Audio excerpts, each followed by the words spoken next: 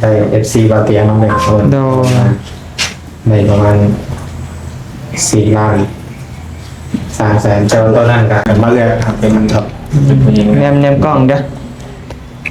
ตลาดเขาบอกเข้าใจหลายๆเนาะ FC ทุกท่านที่มีความเมตตากรุณาของสุนเจ้าที่จนที่ให้อาการของเอื้อยเป็นดีขึ้นตามลำดับทั้งยอดเงินทุกกี่ทุกบาทที่ทานลงมาผมมีอย่างนี้ผมบอกเข้าใจว่าทานอยู่ดีมีแรงทุกความเจริญก้าวหน้า โอ้ยังได้แล้วเนาะมามือ ยังได้อึ๊บก็มีบ่หลายเนาะแต่ว่าสิสวยพอได้ซื้อหนักเด้อบ่โจทีมงานเนาะ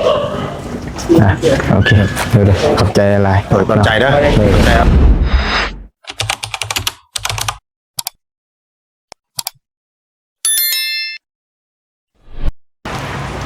กราบทักทายสบายดีเนาะพี่น้องเบิดสุขุทุกคน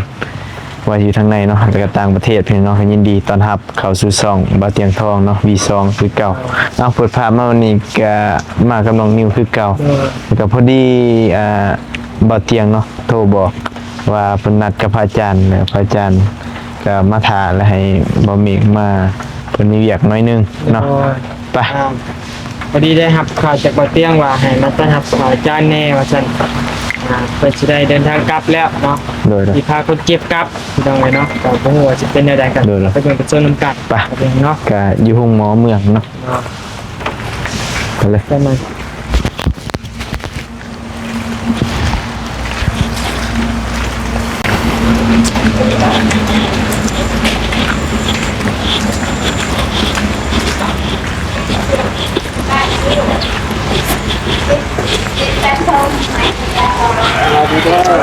สบายดี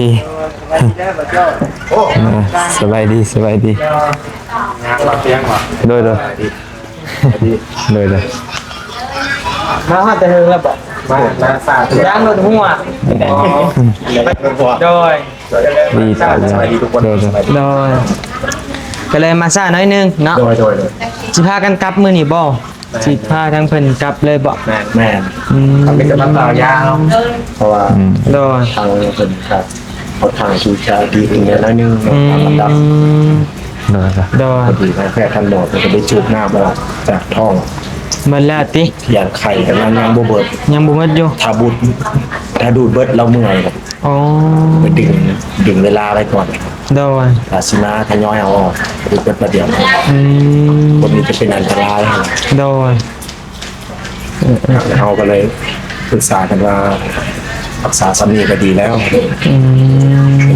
ถึงเงินเป็นคำกับบ่มีแน่ โอ้ขาดเรื่องเงินเรื่องคำน้ำแน่เนาะ ขาด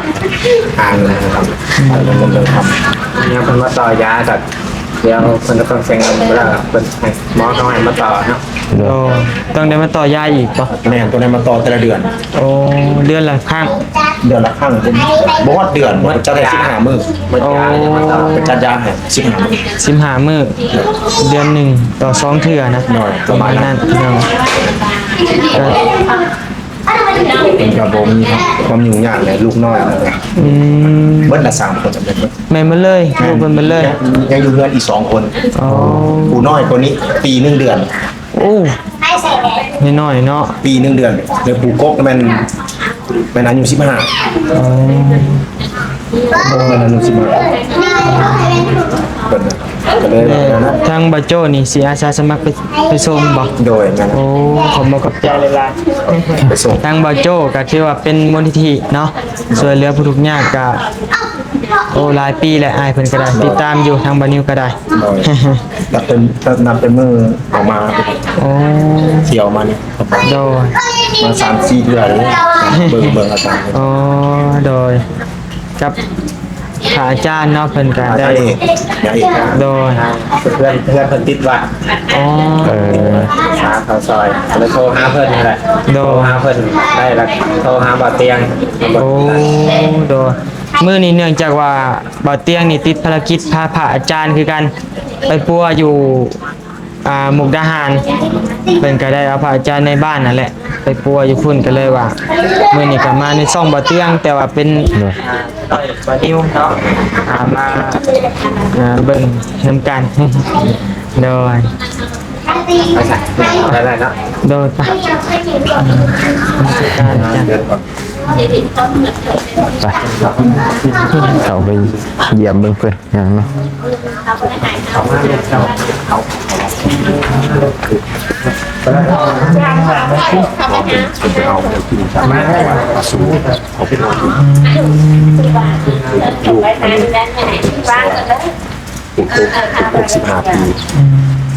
65 ปีครับมีทองมีลูก มีลูกโอ้โดนชื่อว่าก็ง่ายกันดำรงชีวิตไปอยู่วัดแล้วเนาะเดี๋ยวเอาของนั่นจะขายจานมากิน แม่น อาศัยเข้าวัดเนาะ สันเขาวัด ใส่เข้าวัด โดย แต่เบื้องต้นเป็นโทรหาคนอื่นๆแล้วก็ได้ละแต่เป็นโบมีไทยมานะอยู่บ้านกับโบมีไทยมาสู่ทางท้ายสิลูก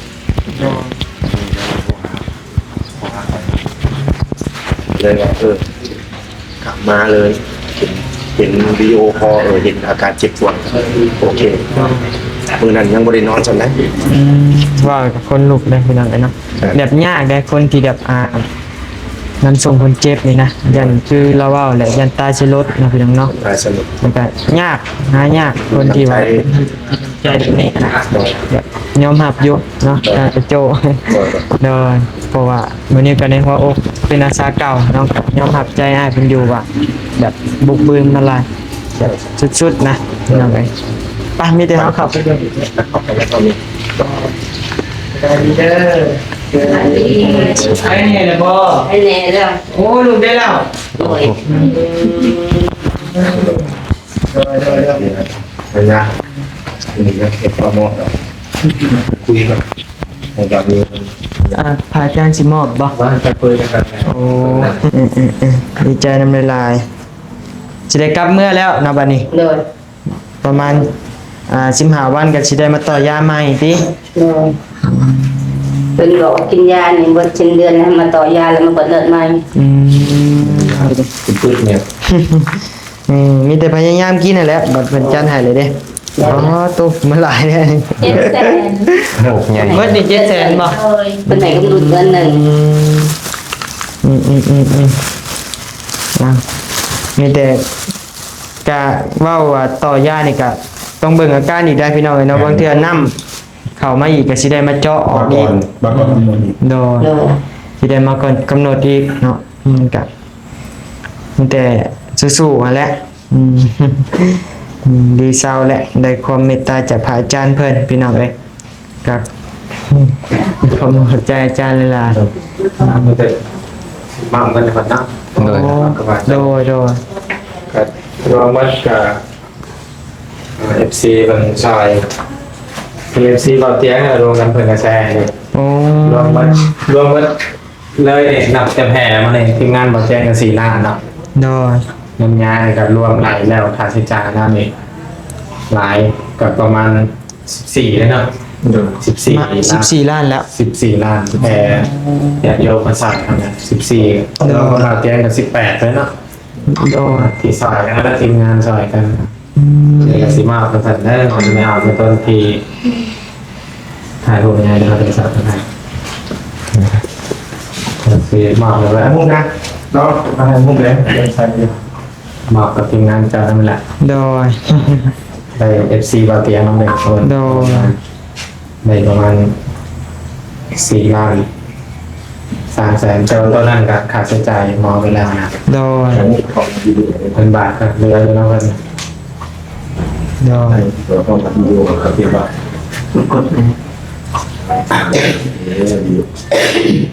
ทางพระอาจารย์นี่เพิ่นสิมอบเงินส่วนที่เหลือป่ะ ให้เพิ่นโอนเข้ามาตำหลังมา โอ้โดยก็ง่ายกับเหลือจากค่าใช้จ่ายโรงพยาบาลนี่แหละเนาะพี่น้องเลยทางพระอาจารย์เพิ่นสิมอบไปเลยหรือว่าทางครอบครัวนี่สิให้เก็บไว้กับพระอาจารย์บ่หรือว่าแนวใดก็แล้วแต่หันนะ ใหม่เนาะ เดี๋ยวว่ากันใหม่ยันว่าเบิ่งบ่กุ้มกะเก็บกับพระอาจารย์ก็ได้ เพราะว่าทางครอบครัวนี่นะกินข้าวกินน้ำอิหยังกันน้ำพระอาจารย์หมดนะพระอาจารย์เพิ่นเรื่องข้าวเรื่องน้ำกับบ่โจ้อะไปกินในวัดเนาะไปเอาของอยู่ของกินในวัดมากระซำว่าง่ายกับพระอาจารย์นี่กระซำผู้ที่อุปถัมภ์คำสู้มาแต่ดนนานบ่เอ้ย แต่มันป่วยใน2 3 มื้อนะแต่ต้องหมอ โอ้โดยอาจจะแล้วแต่เนาะ ก็ ก็ ให้ FC เห็นเนาะนะว่า โดย คนมีบางคนว่าแบบของเพิ่นน่ะนะ โดย เห็นเหมือนกันนะ เห็นนำการเบิ่งนำการเนาะ เคยแต่ว่าเป็นอะไร โดย ทำกันมาเรื่อยครับเป็นครับ แนมกล้องเด้อ 1 2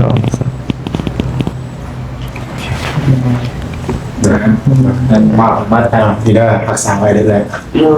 เก็บรักษาไว้ ๆรักษาไว้มาต่อยาเงิน FC ทางข้างน้อยของเงินอาจารย์ของเงินเบาเตียงทอง โดย ครับเบาดีเบาเงาครับ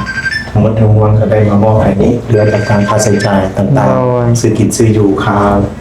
ยากับเหลืออยู่ชั้นนี้เนาะพอเพิ่น โดย เก็บไว้เด้อเลย ก็มีแต่เก็บรักษาไว้ดีๆและเงินมาต่อยุคต่อยาเนาะผมขอบใจอีกแค่นี้เนาะมาโจ้ครับอาจารย์ โดย โดยครับสู้ๆเนาะ สู้ๆ อยู่ในอัพคอมมิต้าจะเป็นละแต่ที่เศร้าไว้ๆอ่ะแหละวันนี้ผมก็จะในส่วน โดย เพราะว่าวันนี้โมเดลเขามา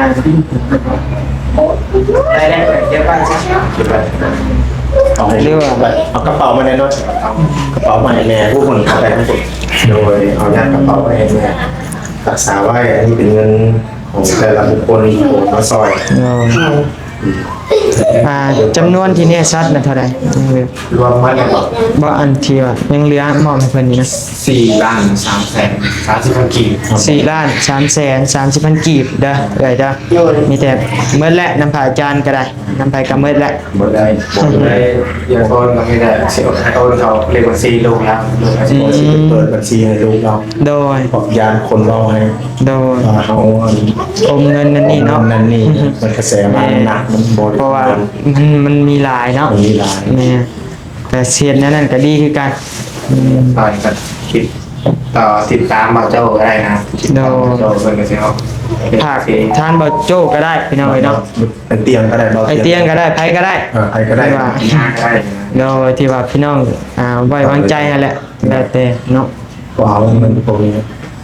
โดย ติดตัวกัน ทางที่ดีสุดกับบัญชีเพิ่นเองนั่นแหละ โดย สิสะดวกสบายสุด แม่นเวลา โดย อันว่าคิดว่ากับอาจารย์สิเปิดบัญชีลูกเงินบัญชีเพิ่นนี้ ให้บัญชีเพิ่นเองแล้วล่ะครับ โดย สิเอาเปิดบัญชีของเพิ่นเองนี่ให้เพิ่นเวลาลงคลิปลงโพสต์ต่างๆก็สิแปะไว้นั่น โดย ให้เพิ่นไปนั่นเบิ่งเอาเอง โดยก็มีแต่สิเกิดง่ายมื้อนี้เลยติ โดยแม่น ใบออกหมอเรียบร้อยหมดแล้ว แม่นเป็นเตรียมไว้แล้ว ที่ โดย หลังจากที่ผมเจ้ามานี่ก็สิเอาคนออกนะ ป้ามีแต่เกิดง่ายแล้วแหละ ก็นะดังนั้นเนาะตลาดขอบอกขอบใจหลายๆเนาะเป็นที่ทุกท่านที่มีความเมตตากรุณาของสมเจ้าที่จนเฮ็ดให้อาการของเอื้อยมันดีขึ้นตามลำดับทั้งเงินทุกกี่ทุกบาทที่หาเดินมาผมมีอย่างนี้ครับขอบอกขอบใจขอให้ทุกท่านอยู่ดีมีแรงมีความเจริญก้าวหน้าสมหวังขอบคุณครับ การเดินการสูบกันการเป็นงานเลยใช่ครับเพื่อ เกิดอยู่แล้วเนาะ โดย โดย บายบัดนี้ บริษัทก็สะดวก ได้จ้าขน้อยขอกราบในจักบาท ไปทั้งนอกไม่ถึงอะไร โดย สงสารคนแท้นะโตหาแบบเตียงกับเห็นกันในงานอะไรโตฝึกกันยากทำอะไรมันน้ำมันละ โดย เผื่อที่เจ็ดก็จะได้ เห็นกันอยู่งานนั่น เห็นงาน ถวายอัน ถวายอันนี้อันสารมาใส่วิดีโอเห็นกัน โดย ถามเพื่อนว่าได้เหรอแต่เพื่อนกระติบพละนะแล้วก็ โดย ทางเข้าบ้านมันก็ยากทางเข้าบ้านเราเลย โดย มือนั่นแต่ พอมาจัดยางกันที่น้ำออกเลยเป็นงานได้เลยลองมาเขามาเมื่อแรกก็มอบรวมๆแล้วพวกล้านเนาะยาหมอบนับรวมเป็นบาทเพราะว่าที่ใบเป็นเงินกี่ของเป็นบาท โดย งานกาแฟเลยที่ทำที่เปิดหมักลงวาซอยนะ โดย เป็นตัว6 ล้านรวมแล้วนี่รวมทั้งหมดในที่รับบริจาคนะแต่เบาเตียงนำเลยทำเตียงงาน18 ล้านอะไรเราเตียงสมัครเลย รวมมัน11ล้านเนาะ 18 ล้านจ่าย โดย สองหลอกที่ได้ใจทุกทีมงานเนาะ โดยแจกกัน ไปบิน โดย ขายยา ไปบินขายยาที่ รับนาย โดยเข้าใจเนาะพี่น้องเขาหมอต้องระดับนี้แล้วแหละ แม่ถ้าผมมีเงิน10 ปลายก็ได้โอ้ แม่อันนี้ก็ยังเหลืออีกเคสหนึ่งก็เป็นขาดเลือดนะครับแท็กซี่แนวใดอ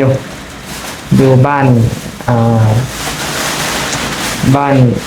านยังก็อ่านก็ขาดเลือดนะ บาดน้อง น้องเป็ดใหญ่ เลยน้องเป็ดใหญ่ นอนแต่ยังเอามาอยู่แต่ยังบ่มีงบได้เอามานะครับตอนนั้นสิได้เอามาก็สิได้หาทางบ่โจ้คือเก่าได้ไปรับ ทางไหนบ้างเลย บ้านน้องเป็ดใหญ่กับทางเมืองจำพร โอ้ นะ เขตลาวพญาก็แสดงเมืองเฉพาะ โดย เขาโหลดล้างตัวเราเป็นงานมูลนิธิเนาะ ที่สายเรือทางโคง โดย ขายโรงน้ำเราต่อที่ได้ที่ต่อแล้วอันนี้ได้ติดต่อครับเพื่อนงานกระซอยคนครั้งแรกนี่แหละหลายจะสร้างจังหวัดแต่ว่า โดย กระซอยไม่ได้เป็น100,000 200,000ใช่ไหมคนเคยซอยแบบรับบริจาค โดย แต่เนี่ยลงอยู่บ้านลงมาได้14 ล้านช่าง MC ฝากเตียงมาเจอให้เป็นแสนเลย ตักไม่ได้อาจารย์ อ่ะเป็นก็มารับเนาะกลับบ้านแล้วบ้านพี่น้องรถมูลนิธิเนาะบ่าวโจ้ลุงโลด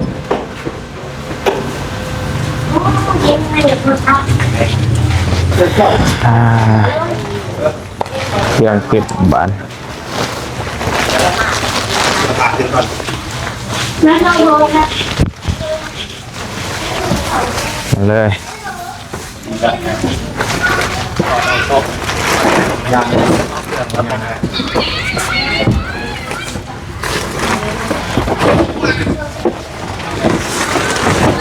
หอดมือกลับบ้านแล้วเนาะเป็นไข้แน่แหละรักษาแล้วก็กลับบ้าน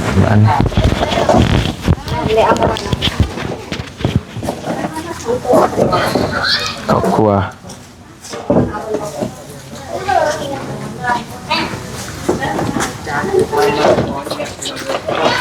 ไป โอ้ยังได้แล้วเนาะแม่มึง ยังได้แล้วอึ๊บ มันบ่คันอย่างนี้ เป็นมาทำสมัครอยู่นะครับเพื่อที่จะครอบครัวที่มีการ เลย ก่อนเดี๋ยวก่อนให้เป็นนาย ร้านมูลนิธิตอนโจ้เอาถึงแล้ว กลับบ้านมัน อาจารย์จะได้คอมมิตเตอร์โดยเรียนครอบครัวเรื่องนี้ได้หมด เลยน้องมันเต็มรถเมื่อกับเต็มรถเมื่อเต็มกับเต็ม เอาถวายน้ำลาย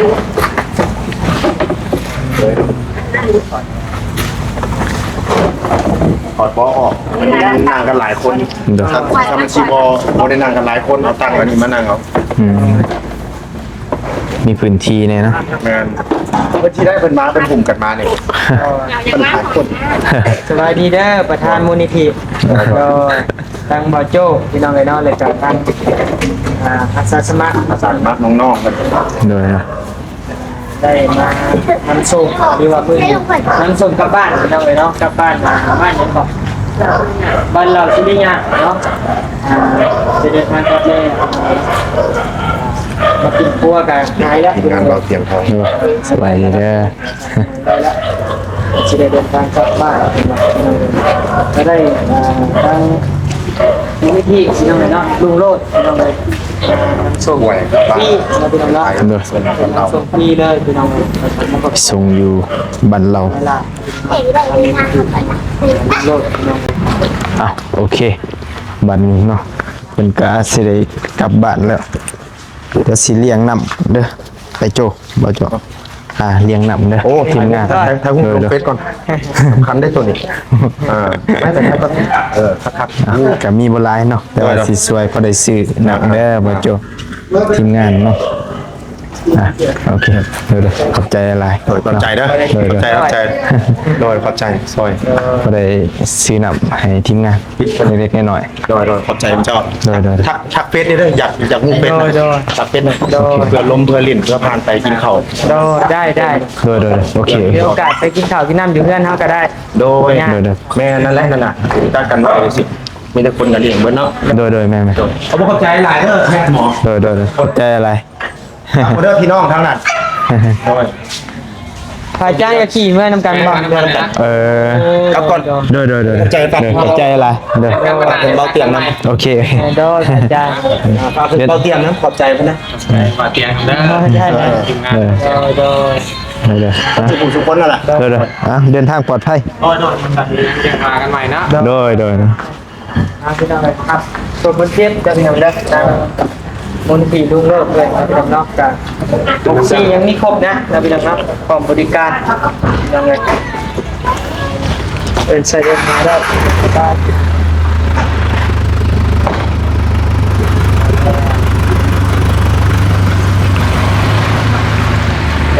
ข้าวแน่แต่ว่าใจเกินร้อยน้องครับ ร้อย เจ้าของมูลนิธิเพิ่นนี่ก็ชุดๆนะพี่น้องเอ้ยเนาะบ่โจร เด้อ ซอยคนก็ทำใจอยู่สิไปป้ายเลยเนาะ ประมาณนั้น30ปลายพุ่นแหละรุ่นอ้ายนั่นแหละ